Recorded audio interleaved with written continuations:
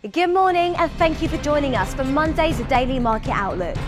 Joining me today is Emily from our trading room to tell us more about recent developments. Emily.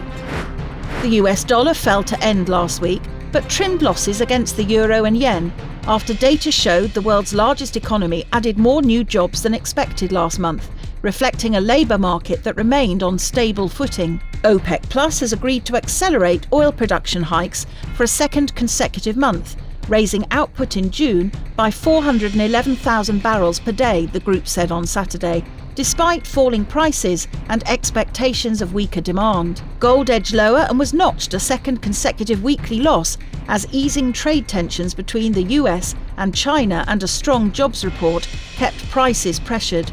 US gold futures settled 0.6% higher.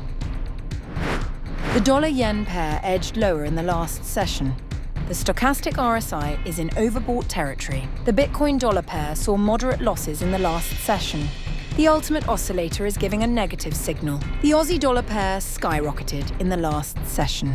The RSI is giving a positive signal. Crude oil prices saw moderate losses in the last session. The ultimate oscillator is giving a negative signal. Investors should take note of the economic calendar over the next few days, as it brings forth a variety of high-impact and medium-importance events. These data releases may cause significant market shifts, impacting trading strategies and investor sentiment. Understanding these updates helps frame the broader market context. Reacting appropriately to economic shifts can be the difference between seizing opportunity and facing challenges.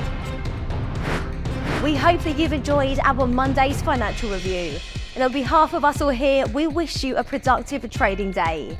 And be sure to log in tomorrow morning for the latest news and events from the financial markets. Your trusted choice in online trading.